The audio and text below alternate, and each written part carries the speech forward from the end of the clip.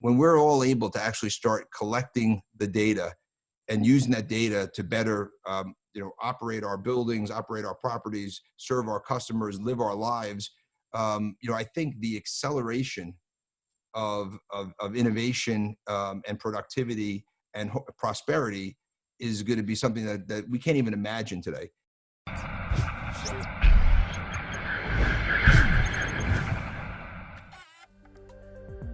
People say New York is changing, people are moving out of New York. What is your view of what New York is like 5 years out from this today? But I think that it is the concept of resiliency and rebuilding and reimagining itself is the very DNA of what New York is about. In this last 10 months, we've had 10 years of innovation and of adoption.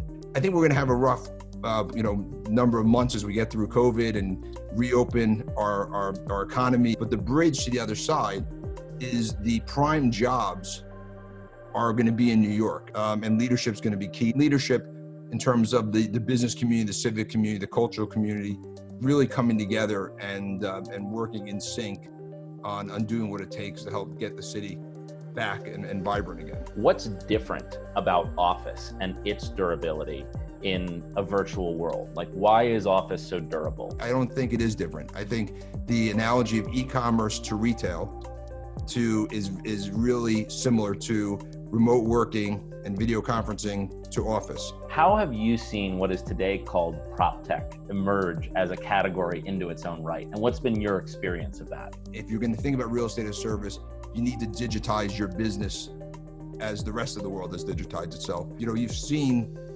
post the 2000 tech bubble, where while it didn't, a lot of companies blew up, the infrastructure for technology, those seeds were planted during that period of time. Now, real estate really had not taken a hold. If you look at the industries that are adopting technology, we're at the bottom three, next to healthcare and government, which is never where you want to be. What's interesting is how the Biden administration will promote collective action between the energy sector and the utility sector, the real estate industry itself, but then also tenants, and making tenants recognize that their consumption behaviors in turn are leading to these externalities. This is the moment that we're going to look back and we're going to either find that we had the chance to be the next greatest generation or we missed it. This needs to be something that is thoughtful, intentional, and you have to have a greater sense of responsibility for society as a whole,